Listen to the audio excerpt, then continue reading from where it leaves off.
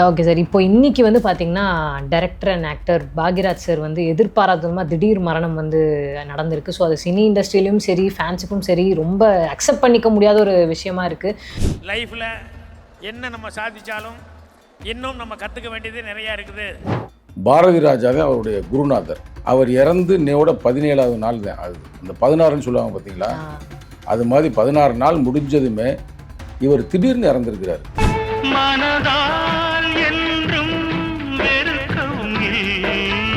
அவர் ஏதோ ஒரு நிகழ்ச்சியெல்லாம் குஷ்புடைய நிகழ்ச்சியெல்லாம் போய் கலந்துருக்கிறாரு. அங்கே வந்து நல்லா மக்கள்கிட்ட நல்லா பேசினார் அப்படின்ற மாதிரி சொல்கிறாங்க. சுஹாசினி அவர்கள் கூட இப்போ பேட்டி கொடுக்கும்போது எங்களோட தான் வந்திருந்தார், நல்லா மகிழ்ச்சியாக தான் இருந்தார். என்னன்னு தெரியல, திடீர்னு வீட்டுக்கு வந்திருக்காரு. வந்ததுமே அவருக்கு வந்து எங்களோட குஷ்புவோட பொண்ணோட கல்யாணத்தில் கலந்துக்கிட்டாரு கோவாவில். நாங்கெல்லாம் நேற்று சாயங்காலம் தான் வந்தோம். அவர் முந்தா நேற்று ராத்திரியே வந்தார். ரொம்ப சந்தோஷமாக தான் இருந்தார். இன்னைக்கு காலையில் ஒரு வாக்கிங் போயிட்டு திரும்பி வரும்போது கொஞ்சம் நெஞ்சு வலின்னு சொல்லியிருக்காரு. ஹாஸ்பிட்டலில் கொண்டு போகும்போது அவரோட உயிர் பிரிந்தது. சில பேருக்கு மரணம் வந்து ரொம்ப கொடூரமாக இருக்கும். நம்மளால நிறைய பேரை கேள்விப்பட்டிருக்கிறோம். ஆனால் அவர் எதுவுமே இல்லாமல் அவங்க எல்லாத்தையும் சிரிக்க வைத்த அந்த ஒரே காரணத்துக்காக என்னன்னு தெரியல, அவர் மரணமும் அப்படி இயல்பாகவே போயிருக்காரு. பிடிச்சாரங்க நெஞ்ச ஹாஸ்பிட்டலுக்கு கொண்டு போனாங்களாம், இறந்து போயிட்டார் அப்படின்ற மாதிரி சொல்லியிருக்காரு. அவர் துபாய்க்கு பல நிகழ்ச்சிகளுக்கு வந்திருக்கிறாரு. என்னுடைய நண்பருடைய மிக நெருங்கிய நண்பர். அதெல்லாம் நமக்கு நேரடியாகவே அவர் பழக்கம், நல்ல பழக்கம். ஏன்னா எம்ஜிஆர் வந்து இவரை வந்து தன்னுடைய சீடராகவே அறிவித்தார். வேதம் புதிது பாரதிராஜா எடுத்த படம், அந்த படம் வந்து ஃப்ளாப் ஆயிடுது. அப்போ வந்து இவருடைய சிஷியர் தானே இவர் பாரதிராஜாவுக்கு. படத்தை கொஞ்சம் லைட்டாக நீங்கள் நல்ல கதை சொல்லியிருக்கிறீங்க, நல்ல கருத்து கொஞ்சம் மாற்றி அமைச்சிருந்தீங்கன்னா இது மாபெரும் வெற்றியாக இருக்கும் அப்படின்னுமே அவர் கோபம் வந்துருச்சு பாரதிராஜாவுக்கு. அப்படி சரி இதே சப்ஜெக்ட் நீ எடு பார்ப்போம், வாய் பேசுறீங்களா அப்படின்னு போது இது நம்மளுன்னு ஒரு படம் எடுத்தாப்புல. படம் சூப்பர் ஹிட். சந்தையில் மீன் வாங்கி குறவ சலசலன்னு குழம்பு வச்சு.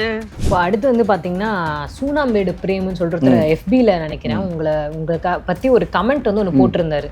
அது நீங்கள் படித்து பார்த்தீங்களா? ஆமா, அது மாதிரி நிறைய இதெல்லாம் வருது, பதிவுகள்லாம் வந்து கொண்டு இருக்கிறது. நான் அதை பார்த்தேன். உங்க விளக்கம் சொல்லுங்க சார். அதில் ஒன்றும் பிரச்சனை இல்லை. அது தம்பி வந்து நல்ல தம்பி, நேர்மையான தம்பி. நம்ம அதை செய்து கொண்டு இருக்கிறோம். கட்சியில் இருக்கிறோம் இல்லை இடைநீக்கம் இல்லை டோட்டலாகவே டிஸ்மிஸ், அது நமக்கு மேட்ரு இல்லை. நம்ம மக்களுக்காக தொடர்ந்து போராடுவோம். அதில் எந்த மாதிரி மாற்றுக்கிறதும் இல்லை. அந்த தம்பிக்கு உங்களின் சார்பாக நன்றியை தெரிவித்துக் கொள்கிறேன். ராஜா வந்து எப்படின்னா, அமைச்சர் பதவி கொடுத்து அவங்களுக்கும் வெக்கம் இல்லை, வாங்கின இவங்களுக்கும் வெக்கம் இல்லைன்றாரு. நான் சொல்றேன், உனக்கு தான் வெக்கம் இல்லைன்றேன். அமைச்சராக ஆக்குவதற்கு உங்களுக்கு வெக்கம் இல்லை, அமைச்சரை பொறுப்பை ஏற்றிருக்கின்ற அந்த கட்சிகளுக்கு வெக்கம் இல்லை. ஆளூர் ஷானவாசை வந்து நீங்க சந்திச்சு பேசினதாக ஒரு போட்டோ வந்து வெளியாயிருக்கு. எதனால சந்திச்சிங்க, எதுக்கு சந்திச்சிங்க, எப்படி அதை சந்திச்சிங்க?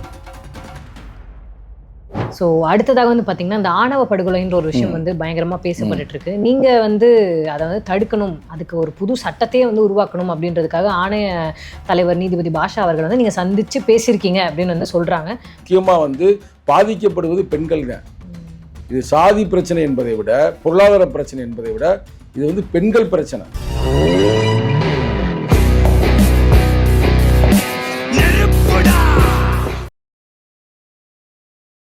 நேயர்கள் அனைவருக்கும் வணக்கம். ஸோ இன்னைக்கு நம்ம சங்கத்தமிழன் சார் வந்து மீட் பண்ணி நிறைய விஷயங்களை வந்து கேட்டு தெரிஞ்சுக்க போகிறோம். வணக்கம் சார்.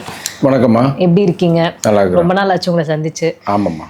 Okay sir. இப்போ இன்னைக்கு வந்து பார்த்தீங்கன்னா, director and actor Bhagyaraj sir வந்து எதிர்பாராத விதமா திடீர் மரணம் வந்து நடந்திருக்கு. ஸோ அது சினி இண்டஸ்ட்ரியிலும் சரி, ஃபேன்ஸுக்கும் சரி ரொம்ப அக்செப்ட் பண்ணிக்க முடியாத ஒரு விஷயமா இருக்குது.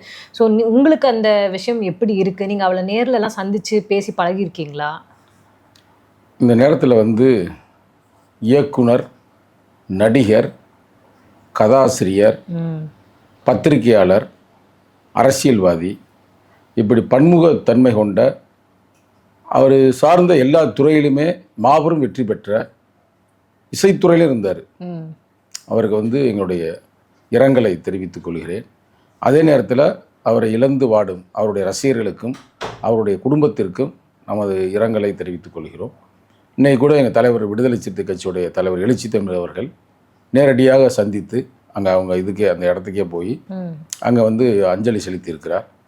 எங்கள் தலைவர் மட்டுமல்ல, தமிழக முதல்வர் அவர்களும், சூப்பர் ஸ்டார் ரஜினிகாந்த் உட்பட எல்லாருமே, திரையுலகமே இன்றைக்கி போய் அவருக்கு வந்து அரசியலும் சரி திரையுலகிலும் இருந்து சென்றிருக்கிறார்கள்.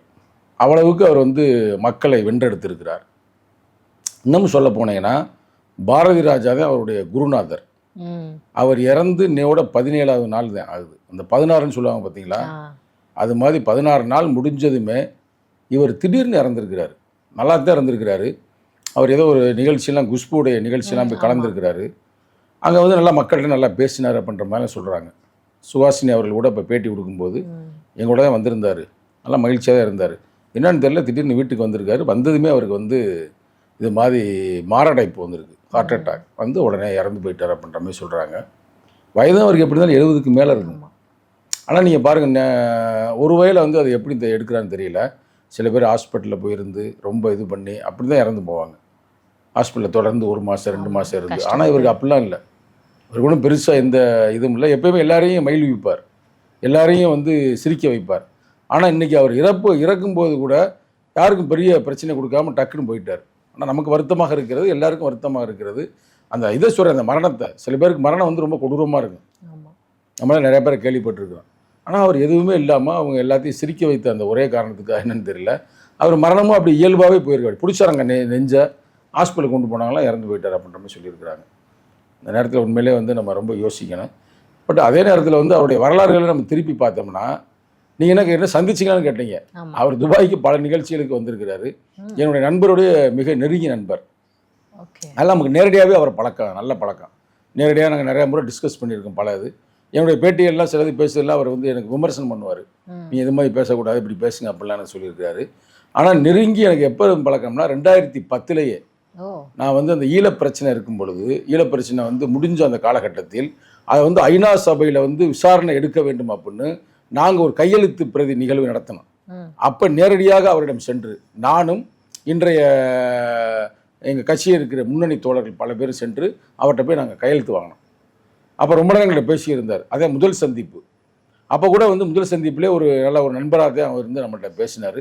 பேசிட்டு இது மாதிரி ஓகே, நல்ல முன்னெடுப்பு தான், செய்யுங்க, நம்ம கண்ணுக்கு முன்னாடி ஒரு பெரிய கொடூரம் நடந்துச்சு அப்படின்னு ரொம்ப நேரம் பேசினார். அவர் வந்து எப்படின்னா அவ்வளோ சீக்கிரம் யார்ட்டும் பேச மாட்டார்.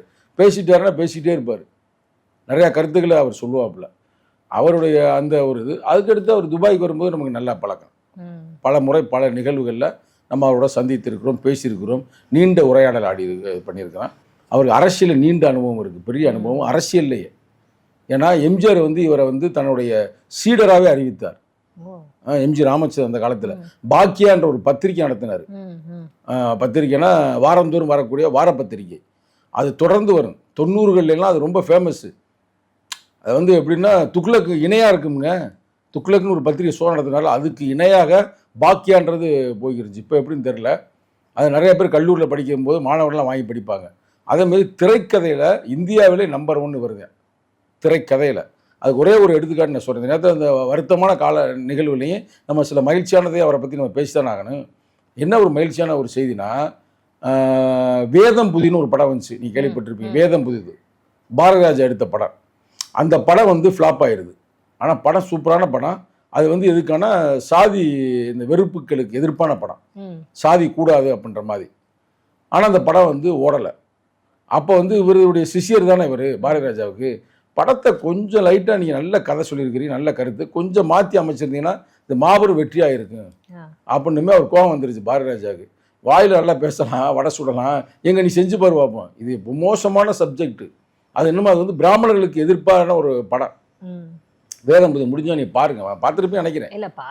ஆனால் சிறப்பான படம். அந்த படத்தில் ஒரு டயலாக்லாம் இருக்குது. அந்த பாக்யராஜா இல்லை மன்னிக்கணும், சத்யராஜ் வருவார் ஒரு சீனில். ஒரு பிராமண பையனை தூக்கிக்கிட்டு வரும்போது உங்கள் பேர் என்ன அப்படின்னு அந்த பையன் கேட்பேன். அவர் பாலு தேவரன் பாரு. அப்போ அந்த தம்பி கேட்பேன், அந்த சின்ன பையன், பாலுன்றது உங்கள் பேர், தேவரன்றது நீங்கள் வாங்கி பட்டமா அப்படின்னு கேட்பாப்புல. அப்போ வந்து கன்னத்தில் அடிக்கிற மாதிரி அப்படியே அந்த சீன் வச்சுருப்பாப்புல, பயங்கரமாக இருக்கு.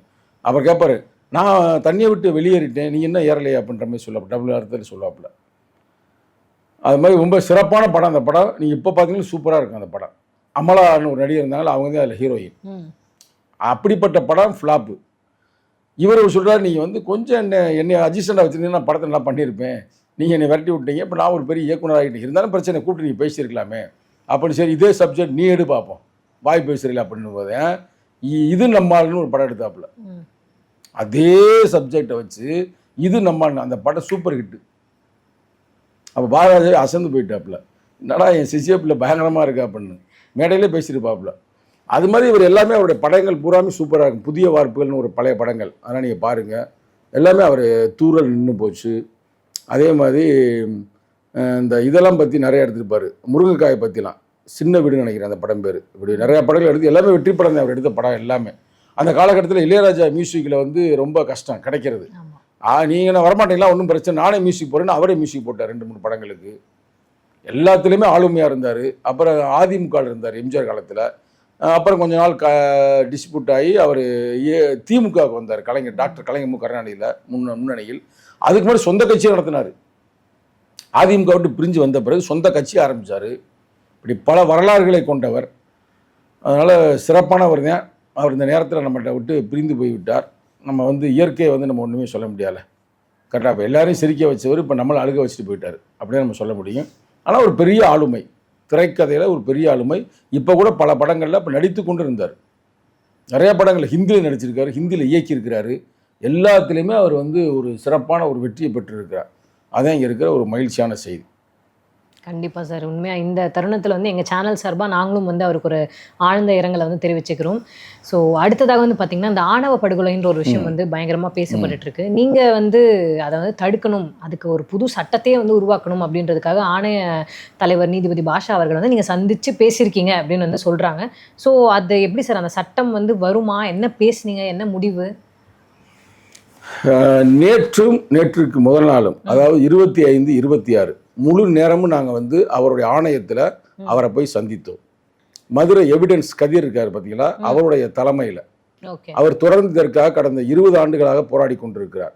முதல் ஆணவ படுகொலை என்னன்னா முதல்ல நான் அதை உங்களுக்கு சொல்லிடுறேன். நீங்களாம் வந்து இளைஞர்கள் அவ்வளோ தெரியாது. எப்படின்னா, யாராவது கலப்பு திருமணம் செய்தார்கள் என்றால் அந்த பெண்ணு மேலே இருக்கிற அந்த கோபத்தில் அவங்க வந்து கொலை பண்ணிடுவாங்க. அது ஆணவ படுகொலை. இது முக்கியமாக வந்து பாதிக்கப்படுவது பெண்கள் தான். இது சாதி பிரச்சனை என்பதை விட, பொருளாதார பிரச்சனை என்பதை விட இது வந்து பெண்கள் பிரச்சனை. சரிங்களா? அது கூடாது, அதை வந்து ஒரு சட்டமாக, சிறப்பு சட்டமாக கொண்டு வர வேண்டும் அப்படின்றதுக்காக தொடர்ந்து நாங்கள் போராடி கொண்டிருக்கிறோம். அந்த வகையில் வந்து எவிடன்ஸ் கதிர் அவர்கள் வாங்க போய் நம்ம வந்து இவரை பார்க்கலாம், நீதிபதி பாஷா அவர்களை சந்திப்போம் அப்படின்னு அவர் மட்டுமல்ல, அவரோடு சேர்ந்து ஒரு IAS அதிகாரி, ஒரு IPS அதிகாரியை போன முதலமைச்சர் வந்து ஏற்பாடு பண்ணியிருந்தார். ஆனால் அது இயங்காமே இருந்துச்சு. இப்போ இந்த புதிய முதலமைச்சர் வந்த பிறகு அதை உடனே இயக்குங்கள், அதற்கான தீர்வை கொடுங்கள் அப்படின்னு இப்போ அலுவலகம் முழு ஸ்விங்கில் இயங்குது, முழுமையான ஒரு இதில் இயங்கி கொண்டிருக்கிறது. அவரை போய் சந்தித்தான். அவர் வந்து ரொம்ப தன்மையாக, நேர்மையாக, நான் நிச்சயமாக இந்த சட்டத்தை வந்து நான் உருவாக்குவேன், சிறப்பு சட்டத்தை. இப்போ இந்தியாவிலேயே வந்து இந்த சட்டம் வந்து பெருசாக எங்கே இம்ப்ளிமெண்ட் ஆகலை. ஆனால் 2018 உச்ச நீதிமன்றம் வந்து ஒரு பரிந்துரை செய்திருக்கிறது. எல்லா மாநில அரசாங்கமும் இந்த ஆணவ படுகொலை தடுப்பதற்கான சிறப்பு சட்டத்தை உருவாக்க வேண்டும் என்று. அது என்னன்னு மட்டும் உங்களுக்கு சின்ன ஒரு 2-3 10 பரிந்துரைகள் இருக்குது. ஒரு 2 சொல்கிறேன். ஒருத்தன் வந்து காதல் திருமணம் பண்ணிடான்னு வச்சுங்களேன். அப்போ அந்த காதல் திருமணத்தில் ஏதோ சிக்கல் இருக்குது. யாரோ ஒருத்தவங்க வந்து பெண்ணோ ஆணோ ஒரு தலித்தாவோ இல்லை தலித்தா இல்லாமல் கூட இருக்கலாம், காதல் திருமணம். ஆனால் அவங்களுக்கு வந்து அம்மா அப்பா மேலே அவங்க மேலே இப்போ கோபமாக இருக்காங்கன்னா போலீஸ் வந்து 1 வருஷம் அவங்களுக்கு பாதுகாப்பு கொடுக்கணும். அந்த 2 பேரில் யாருக்காவது ஒரு ஆளுக்காவது வேலை கொடுக்கணும். இப்பெல்லாம் சட்டத்தில் அவங்க இருக்கிறாங்க. அது மாதிரி உச்சநீதிமன்றம் சொல்லியிருக்குது. அப்படிலாம் இருந்தால் தான் நீங்கள் ஆணவ படுகொலை தடுக்க முடியும்.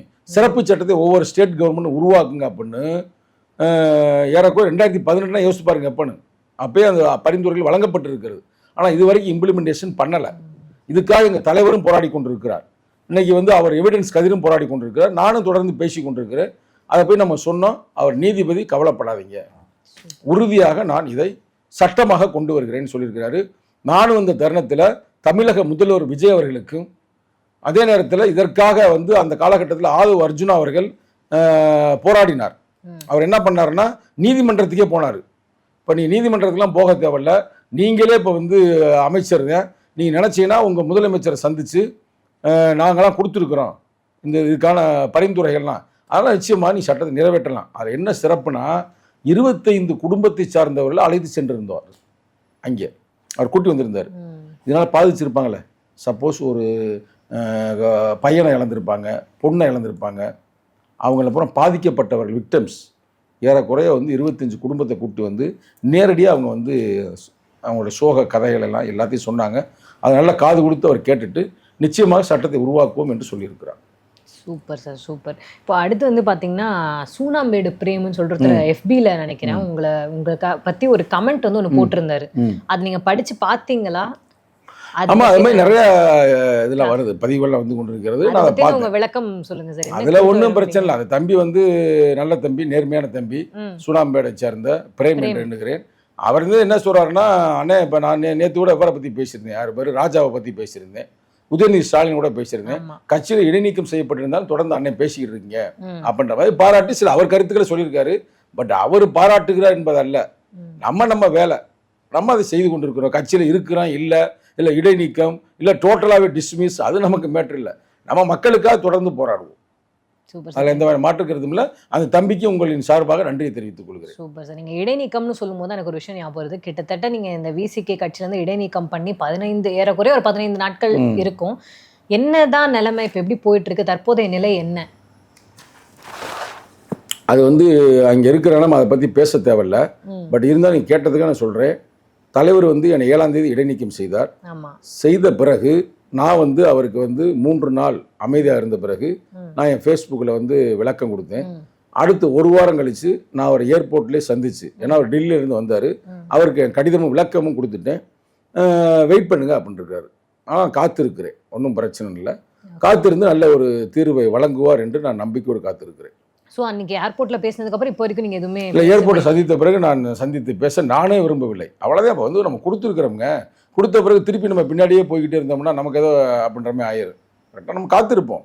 காத்திருக்கும் வரை நம்ம பேர் காற்றே இருக்கட்டும், புறப்பட்டு விட்டால் புயல் என்று புரிய வைப்போம். அவ்வளோதான். இதுக்கு வந்து வேற ஒன்றும் நம்ம வந்து ரொம்ப சிந்திக்க தேவையில்லை. சரி, ஓகே சார். இப்போ வந்து தொடர்ந்து பார்த்தீங்கன்னா ராஜா அவர்கள் வந்து உங்கள் கட்சியை பற்றி ரொம்ப வந்து தப்பாக வந்து நிறைய இடத்துல வந்து பேசிக்கிட்டே இருக்காரு. அண்ட் அதை தொடர்ந்து வந்து பார்த்தீங்கன்னா உதயநிதி ஸ்டாலின் அவர்களும் இந்த புதுசாக அந்த சோஃபா மாடல்னு சொல்லிட்டு ஒரு விஷயம் வந்து பயங்கரமாக வந்து பரவிட்டு இருக்கு. ஸோ நீங்கள் அதை எப்படி பார்க்குறீங்க? உங்களோட கருத்து என்ன சொல்ல விரும்புகிறீங்க? அதாவது ராஜா வந்து எப்படின்னா, அவர் சொல்கிறாரு டிவிகேவுக்கு வெக்கம் இல்லைன்றாரு, VCKவுக்கு வெக்கம் இல்லைன்றார். அவர் சொன்ன கருத்து அதுதான். அமைச்சர் பதவி கொடுத்து அவங்களுக்கும் வெக்கம் இல்லை, வாங்கின இவங்களுக்கும் வெக்கம் இல்லைன்றார். நான் சொல்கிறேன், உனக்கு தாப்பா வெக்கம் இல்லைன்றேன். ஏன்னா கூட்டணியில் நாங்கள் இருந்தோம் உங்களோட. அப்போ எங்கள் ஓட்டு உங்களுக்கு வந்திருக்கும்ல, உங்கள் ஓட்டு எங்களுக்கு வந்திருக்குல்ல. நான் என்ன சொல்கிறேன், நீ ஜெயிச்சிருக்கீங்க பார்த்தீங்களா 50-60 MLA எல்லாம் எங்களாலும் ஜெயிச்சிருக்கு நான் சொல்கிறேன். ஒருவேளை நாங்கள் மட்டும் கூட்டணி இல்லாமல் இருந்தால் எங்கேயுமே ஜெயிச்சிருக்க முடியாது. குறிப்பாக நாங்கள் மட்டுமே, நாங்கள் காங்கிரஸ், கம்யூனிஸ்ட், இஸ்லாமிய அமைப்புகள், எங்களாலே அவர் வெற்றி பெற்றிருக்கிறார். ஆனால் அவங்க வந்து இது மாதிரி நம்ம நாங்கள் இவரால வெற்றி பெற்றிருக்கோம் அப்படின்ற மாதிரி பேசுவது என்பது ஒரு நாகரிகமான பேச்சு இல்லை. அதனால் வந்து ராஜா அவர்கள் வாயை அடக்கி இருப்பது மிகவும் நல்லது. அது மட்டும் அல்லாது, ராஜா அப்படி சொல்கிறார்ல, நான் ஒரே ஒரு கேள்வி கேட்குறேன். ராஜா ஒரு தலித், அவர் எங்கேயாவது தலித்து மக்கள் பிரச்சனைக்காக பேசியிருக்காருன்னு சொல்லுங்க நெறியாளர் அவர்களே. தலித்து மக்களுக்கு 1000 பிரச்சனை நடக்கல நாட்டில், எங்கேயாவது பேசணும்ல. அதான அரசியல்வாதின்ற பேர். இவர் வந்து ஒரு பெரிய பெரியாரிஸ்ட்டுங்க, அம்பேத்கரிஸ்ட்டுங்க. பெரியாரை பற்றி எல்லா புக்கும் படிச்சிருக்கிறாரு, அம்பேத்கர் புத்தகத்தையும் படிச்சிருக்காரு. எனக்கு நல்லா மிக நெருங்கிய நண்பர் தான். நானே பிரமித்திருக்கிறேன். அம்பேத்கருடைய அனைத்து புத்தகங்களையும் படித்தவர் தான். வெறும் புத்தகத்தை படித்தா மட்டும் பத்தாதுல்ல, மக்களுக்காக போராடணும்ல. அப்போ போராடலை, அப்போ யாருக்கு வெக்கம் இல்லை? உங்களுக்கு தான் வெக்கம் இல்லை. சரியா இல்லையா? இப்படி வெக்கம் கட்டு போயிருக்கிறது நல்லதில்லை. அது யார் சொந்த புத்தியோடு பேசினா பரவாயில்ல, யாரோ உதயநிதி ஸ்டாலின் சொல்லி விட்டுருப்பாருன்னு நினைக்கிறேன்.